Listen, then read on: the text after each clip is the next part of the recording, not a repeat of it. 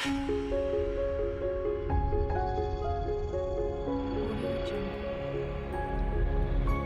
morning mga kaibigan. DMB Batang Kalye ulit mga kaibigan.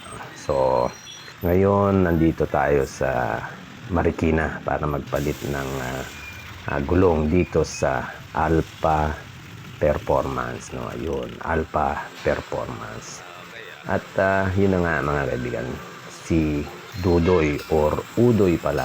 Udoy ang gagawa ng trabahong ito, no?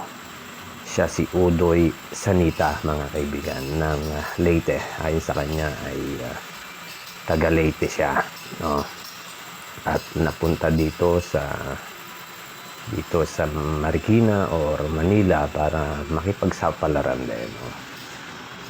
Diyan mo makikita na ang tao ay may pangarap.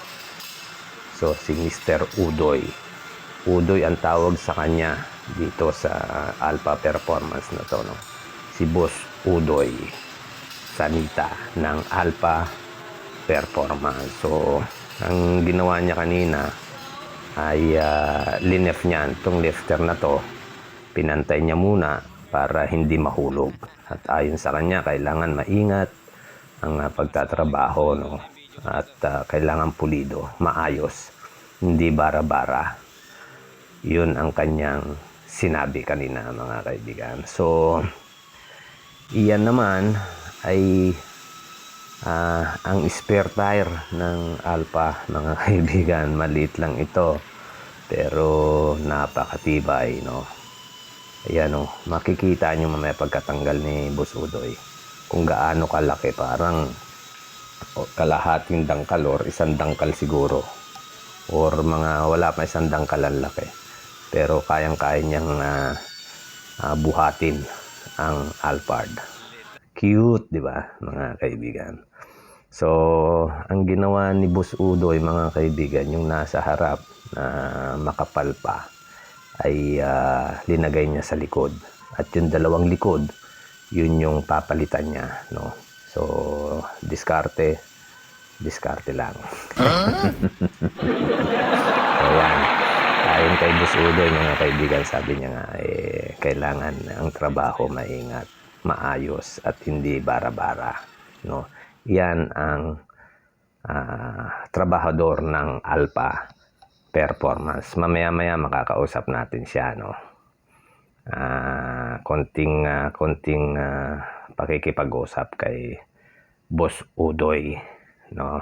So sige, maya-maya at kakausapin lang natin siya, no? Ang probinsya mo, boss? Cavite? Leyte. Leyte? Oh, biyanang ko Leyte din eh. Sa Maasin naman siya, Maasin.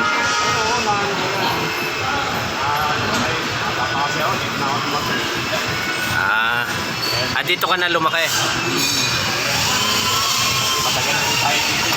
Ilang taon ka na dito? 23 years na sa Marikina. Alaga. Pati sa serbisyo. Dito sa Alpha na to? Bah, ayos, veterano ka na pala. Dudoy, anong pinili mo, boss? Sanita. Okay. Si Boss Dudoy Sanita. Iyan, o. Yun. Yan si Boss Udoy. Yan naman si Boss Benji mga kaibigan. Ayon kay Boss Udoy, halos parehas lang sila, no? Or magkasabay lang silang pumasok dito. So ang gagawin na ni Boss Udoy mga kaibigan, papalitan yung mga luma ng bagong gulong. O, yan ang gagawin niya. So lahat halos alam nila kung yung mga machine ay alam nila kung paano i-operate. Siyempre trabaho, siyempre sa tagal ba naman ni Boss Udoy dito hindi pa siya matututo. Matututo talaga. So Boss Udoy, all around sila rito. Pagkatapos niyan, pag napalitan, gagawin naman ay balancing naman. Yun yung ginagawa ni Boss Benji kanina. Yun naman ang gagawin niya pagkatapos ng palitan. ng bago ni Boss Udoy, siya naman ang magbabalance. Siya na rin yan. Yung ginagawa ni Boss Benji, gagawin din ni gagawin din ni Boss Udoy mamaya. Kasi hindi pwedeng hindi lagyan ng pang-balance or yung tingga kung tawagin, yung bago, kasi pagka hindi maganda yung balance niya, ang kain po ng gulong ay hindi flat, kundi yun nga, it's either sa kanan or sa kaliwa, no, labas or loob ang kain. So madaling masira, madaling mapudpod ang gulong na hindi pantay. Kaya pag napalitan na yan, katulad ng ginagawa nga ni Boss Udoy, napalitan niya na ng bago, babalance niya rin mamaya. And ang maganda lang dito, nang gustong gusto ko rito, pag linalagyan ng hangin, yung pumuputok, yung puk, ganun. Yun ang gustong gusto kong mapakinggan, no? So yan, bago ilalagay ni Boss Udoy yan, pinunasan niya muna, di ba? Yan ang mga diskarte, yan ang mga trabahador, di ba? Hindi basta-basta. So pagka ganyan ang mga trabahador dito,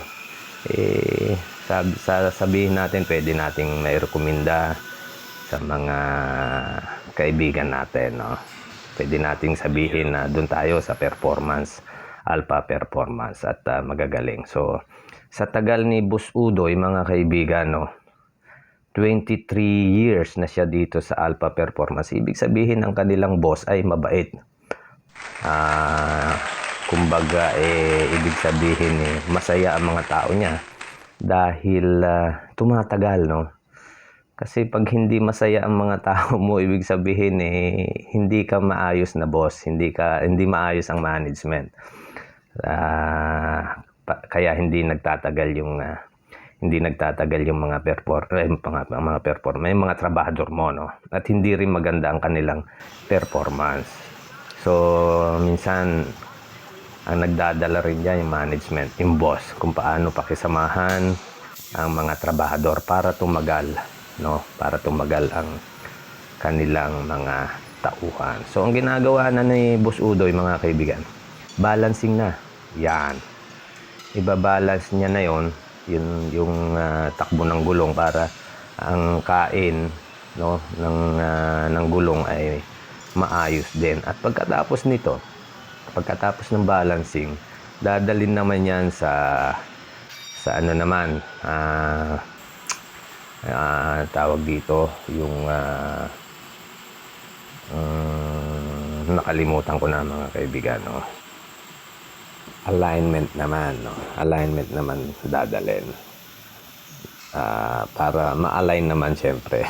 Ganon din yun. Magkakasama yan, balancing tapos alignment, no? Yun ang magkasunod na gagawin at gagawin talaga. Yun, mga kaibigan, salamat. Salamat sa panonood dito po sa Alpha Performance, dito sa may Marikina.